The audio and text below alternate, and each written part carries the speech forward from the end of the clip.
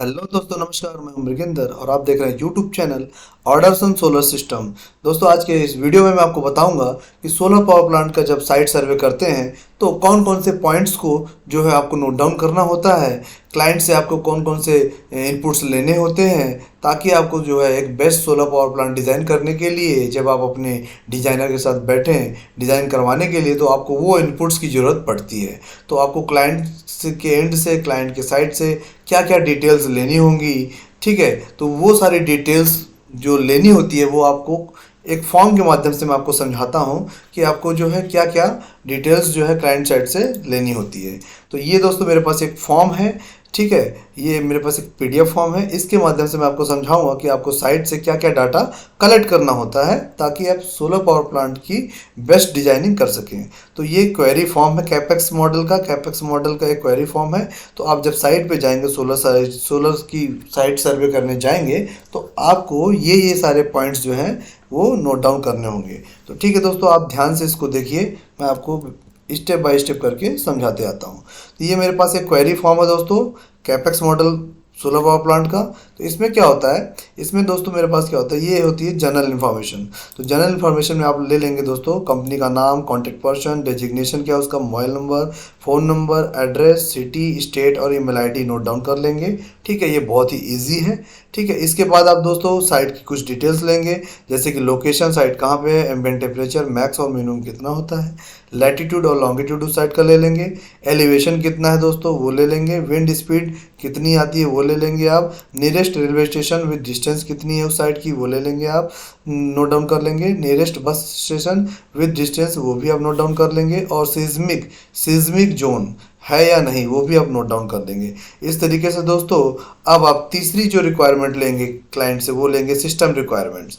तो solar capacity to be installed, यानी कि साइट आप विजिट करने के बाद आप कैलकुलेट करेंगे एरिया आप लेने के बाद, जब आप एरिया को ले लेंगे, मेज़र कर लेंगे, तो आपको आइडिया लग जाएगा कि सोलर पावर प्लांट इतनी कैपेसिटी के यहाँ पे लगेगा।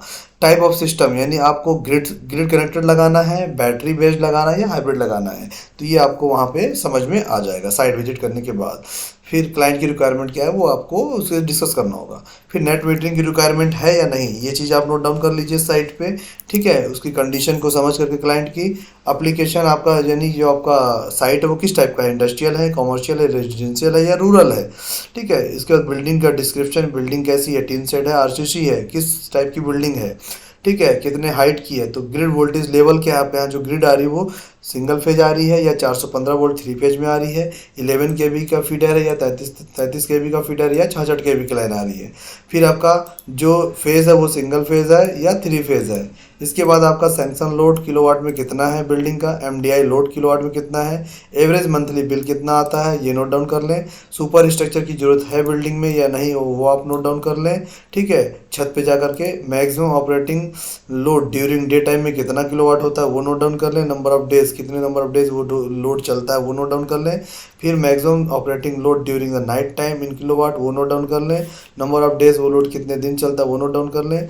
सोलर पावर इंजेक्शन लेवल, यानी सोलर पावर का जो आउटपुट है जो निकलेगा वो आप किस वोल्टेज पे जो है इंजेक्ट करेंगे ग्रिड में, 230 वोल्ट पे, 415 वोल्ट पे, 11 केवी, 33 केवी या 66 केवी पे। ठीक है, किस आउटपुट वोल्टेज लेवल आपका सोलर का कौन सा वोल्टेज लेवल होगा जो आप ग्रिड में सप्लाई करेंगे। एज ऑफ बिल्डिंग या रूफटॉप, यानी बिल्डिंग या रूफटॉप की एज कितनी है, कितने साल हो गए बने हुए। Height of building, number of floors, यानी ये आप नोट डाउन कर लेंगे कि बिल्डिंग की हाइट कितनी है, नंबर ऑफ फ्लोर कितने हैं। वर्कमैन अप्रोच, मतलब स्टेयर केस से जाए, मतलब बिल्डिंग में छत पे पहुंचने के लिए स्टेयर केस का यूज है या लिफ्ट का यूज है या कोई और माध्यम है, तो ये नोट डाउन कर लेंगे। आप साइट में सर्वे करते समय material lifting approach, material lift कैसे होगा, स्टेयर केस से होगा या लिफ्ट से होगा। मटेरियल की स्टोरेज फैसिलिटी क्या है, वेयर हाउस है या शेड में रखना है या अदर्स में रखना है। मटेरियल की सिक्योरिटी के लिए आपका 24 आवर सिक्योरिटी है या सीसीटीवी कैमरा है। तो ये सारी चीज़ें बहुत इंपॉर्टेंट होती हैं दोस्तों, इस साइट पे देखना होता है आपको। पिक्स ऑफ साइट की पिक्स ले लें, है ना। उसके बाद दोस्तों ये जब आप सिस्टम की रिक्वायरमेंट्स आप ये नोट डाउन कर लेंगे, इसके बाद आएगा कि साइट पे diesel generator details. Diesel generator मतलब कि आपका साइट पे डीजी है या नहीं। तो डीजी अगर है तो डीजल जनरेटर की रेटिंग क्या है, नंबर ऑफ डीजल जनरेटर कितने हैं, making of diesel generator, make of diesel generator, diesel generator किस कंपनी का है, टाइप ऑफ गवर्नर मतलब इलेक्ट्रॉनिक या मैकेनिकल किस टाइप का उसका गवर्नर है, सिंक्रोनाइज्ड है या नहीं, वो डीजल जनरेटर डीजी जो है वो सिंक्रोनाइज्ड है ग्रिड के साथ या नहीं, वो नोट डाउन कर लेंगे। इसके बाद दोस्तों आपका बैटरी एंड यूपीएस की डिटेल आपको देनी होती है।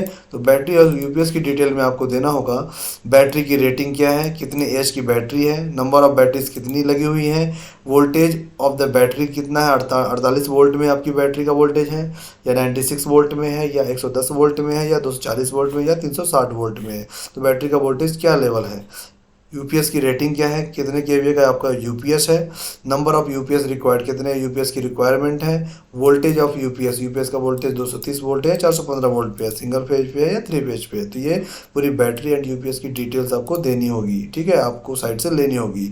इसके बाद दोस्तों हम आते हैं ट्रांसफार्मर डिटेल्स में। तो ट्रांसफार्मर डिटेल्स में आते हैं तो ट्रांसफार्मर रेटिंग कितने केवीए का ट्रांसफार्मर है, नंबर ऑफ ट्रांसफार्मर कितने हैं दोस्तों साइट पे, वोल्टेज वोल्टेज ऑफ ट्रांसफार्मर का वोल्टेज किस लेवल का है, एलवी साइड का है या एचवी साइड का है, उसका इम्पीडेंस परसेंटेज कितना है, वेक्टर ग्रुप कितना होता है, ये सारी चीज़ें नोट डाउन कर लें।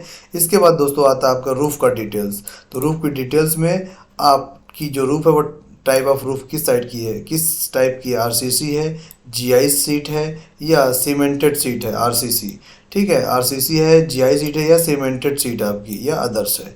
इसके बाद टोटल एरिया ऑफ रूफटॉप का टोटल एरिया स्क्वायर मीटर या मीटर स्क्वायर में कितना है, parapet wall height for RCC के लिए पैराफिट वॉल हाइट कितनी है आपकी, चिपिंग अलाउड है कि नहीं अलाउड है ये पूछ लें, सीट प्रोफाइल फॉर जीआई आप देख लें, thickness of seat profile of GI ये भी आप वहाँ पे देख लें कितनी थिकनेस है सीट की, module mounting for GI along the roof करनी है या एट हाइट या टिल्ट करनी है या टिन सेट पे आपको थोड़ा टिल्ट दे करके इसको करनी है, मॉड्यूल की माउंटिंग आपको कैसे करनी है, यानी अलोंग द रूफ ही कर लें यानी रूफ के साथ ही कर लें, है ना, एकदम फ्लैट रूफ में, या कुछ टिल्ट दे करके इस टिन सेट में उसकी मॉड्यूल की माउंटिंग कर लें।